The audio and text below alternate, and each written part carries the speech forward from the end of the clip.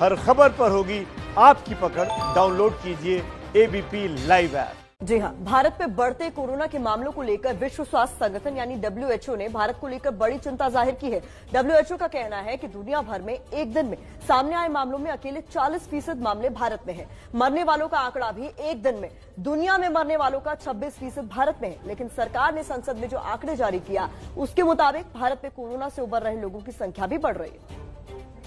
भारत में कोरोना के संक्रमण से ठीक होने वालों की संख्या बढ़ रही है। ये बात खुद सरकार ने संसद को बताई। केंद्रीय स्वास्थ्य मंत्री डॉक्टर हर्षवर्धन ने मॉनसून सत्र के पहले दिन आंकड़ा रखते हुए बताया कि 11 सितंबर तक भारत में कोरोना के कुल केस 45,62,414 थे। कोरोना से देश में कुल मौतें हुई 76,271। देश में कोरोना से मृत्यु दर 1.67% है, जबकि दुनिया में मृत्यु दर 3.2% है। भारत में संक्रमण से ठीक हुए 35,42,663 लोग, जबकि कोरोना से ठीक हुए मरीजों का प्रतिशत रहा 77.65%। तो कोरोना से ठीक होने वालों का आंकड़ा बढ़ रहा है, तो इसकी एक वजह ये भी बताई जा रही है कि कोरोना के ज्यादातर केस माइल्ड हैं। बहुत ही कम मरीजों को आईसीयू में भेजने की नौबत आई। सरकार के मुताबिक भारत में कोरोना के लगभग 92% माइल्ड केस हैं। इनमें से केवल 5.8% मामलों में ऑक्सीजन थेरेपी की जरूरत हुई, जबकि केवल 1.7 मामलों में ही आईसीयू की जरूरत पड़ी। India has been able to limit its cases and deaths per million to 3,328 cases per million and 55 deaths per million population respectively, which is one of the lowest in the world as compared to similarly affected countries. कुछ ही राज्य ऐसे हैं जहां corona का भीषण attack हुआ है।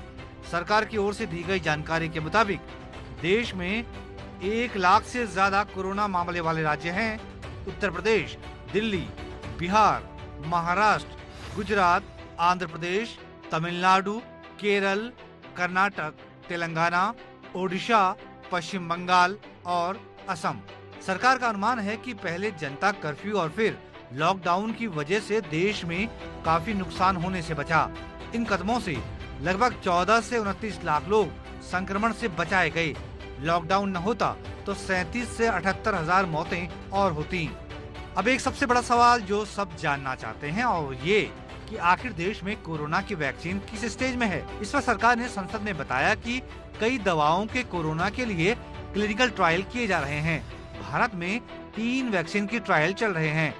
2 vaccine की ट्रायल फेज 1 और फेज 2 में है, जबकि 1 वैक्सीन का ट्रायल फेज 2 और फेज 3 में है।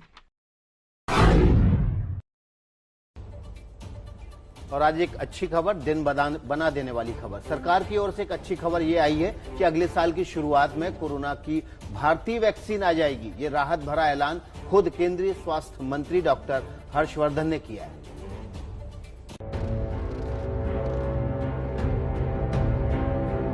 कोरोना वैक्सीन पर बड़ा और अहम ऐलान कर रहे केंद्रीय स्वास्थ्य मंत्री डॉक्टर हर्षवर्धन को बेहद ध्यान से सुनिए।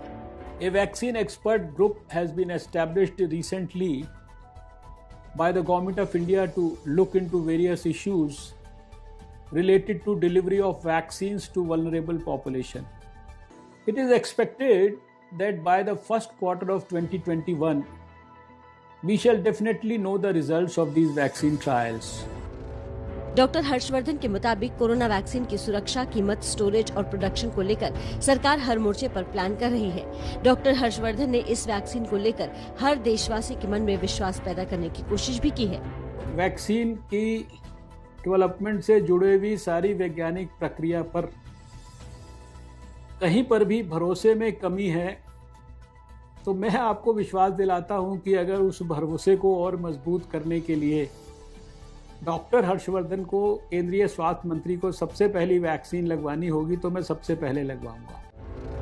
केंद्रीय स्वास्थ्य मंत्री के इस राहत भरे ऐलान के साथ एक और अच्छी खबर ये है कि ऑक्सफोर्ड यूनिवर्सिटी और फार्मा कंपनी एस्ट्राजेनेका की कोरोना वैक्सीन AZD1222 के ट्रायल पर से रोक हटा ली गई है। कुछ समय पहले एक वॉलंटियर को न्यूरो संबंधी गंभीर दिक्कत आने की वजह से वैक्सीन के ट्रायल को 6 सितंबर से रोक दिया गया था, जिसे अब दोबारा शुरू कर दिया गया है। AZD1222 के ट्रायल पर से रोक हटने के बाद पुणे के सीरम इंस्टीट्यूट में भी फेज 2 और फेज 3 के ट्रायल दोबारा शुरू कर दिए गए हैं। सीरम इंस्टीट्यूट में जो वैक्सीन तैयार की जा रही है वो ऑक्सफोर्ड यूनिवर्सिटी और एस्ट्राजेनेका कंपनी के तकनीकी समझौते के तहत बनाई जा रही है। अमेरिका की फाइजर वैक्सीन जो कि फेज 3 के परीक्षण दौर में है, जो इस साल अक्टूबर तक मार्केट में लाने का दावा किया जा रहा है। अमेरिकन कंपनी फाइजर और जर्मन कंपनी बायोएनटेक ने मिलकर बनाया है। अब आपको दुनिया भर में अलग अलग वैक्सीन की प्रोग्रेस रिपोर्ट भी देते हैं। इस समय कोरोना वैक्सीन की रेस में सबसे आगे ऑक्सफोर्ड एस्ट्राजेनेका वैक्सीन है, जो कि फेज 3 के चरण में पहुंच चुकी है। इसके बाद नंबर आता है मॉडर्ना वैक्सीन का। मॉडर्ना वैक्सीन फेज 3 में पहुंच चुकी है। अमेरिका की फाइजर वैक्सीन भी फेज 3 के ट्रायल में एंट्री कर चुकी है। चीन की कैंसिनो बायो वैक्सीन को सीमित परीक्षण के लिए अनुमति दे दी गई है। चीन की एक और वैक्सीन सीनावैक को भी सीमित परीक्षण के लिए अनुमति मिली है और रूस की स्पुतनिक 5 को शुरुआती परीक्षण के लिए इजाजत मिल चुकी है। कोरोना वैक्सीन पर दुनिया भर के वैज्ञानिक दिन रात मेहनत कर रहे हैं।